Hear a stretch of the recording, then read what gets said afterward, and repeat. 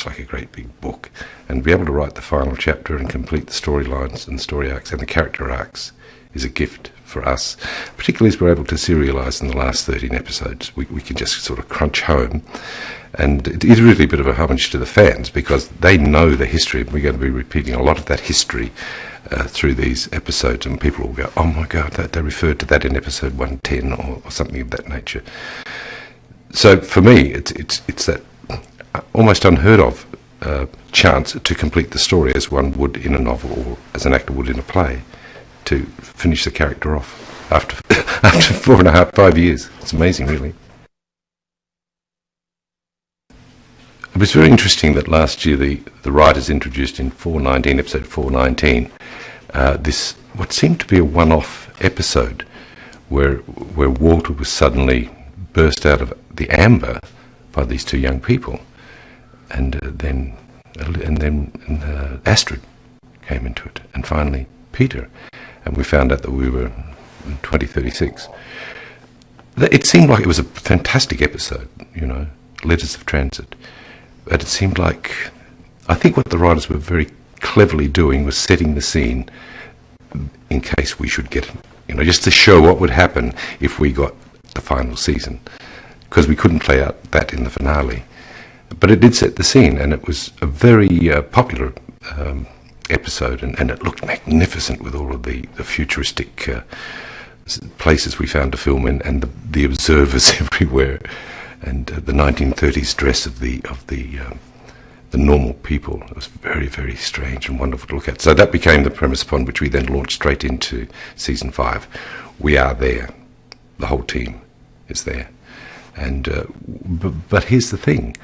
We're there in a world that has been taken over by observers. They've officially invaded and taken over with their superior technology. And so now we're the subjects. So what happens is that our team, our family, become really insurrectionists, become rebels. What was beautifully set up in previous seasons, really, was this sort of tragic love affair between Peter and Olivia, and between Peter and Bolivia, and the birth of a child on the other side, and then the fact that Peter and Olivia seem to be... What we know is that they had a child together, but we never really saw that come about in our episodes. Suddenly, though, we flash forward 21 years, and there's this woman who's 25. It's a beautiful lady that looks like Anatole or Olivia, who's also a fringe agent, and this is their daughter. Now, the interesting thing is that when we come forward in time, because we're frozen in amber, we don't age at all. The only ones of our team that age are Broyles and Nina, who do age, but they weren't stuck in amber. And so we have Josh and Anna, young and beautiful, with a young and beautiful daughter who's only a few years younger than them. It's a very interesting dynamic to play. And of course, Walter's a grandfather, which is marvellous. So Georgina Hager's come into the company, who was introduced in 419, and she, in a sense, leads the mission forward because she knows the way this world works. We don't, and she very quickly tells us how to go about our tasks, and she works for the Resistance as well as Fringe Division. And she also turns out to be a rather hard, tough warrior. And so that makes for a lot of interesting interplay between the parents and her. There's also some beautiful flashbacks now, finally, of what it was like when they were growing up, when she was a little girl, which we never saw previously.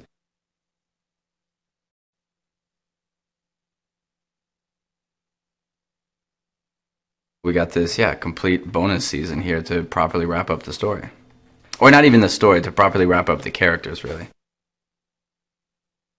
Yeah, the first episode of this year takes place mere moments, hours, I guess, after the end of 419. And the family has been reunited minus Mama.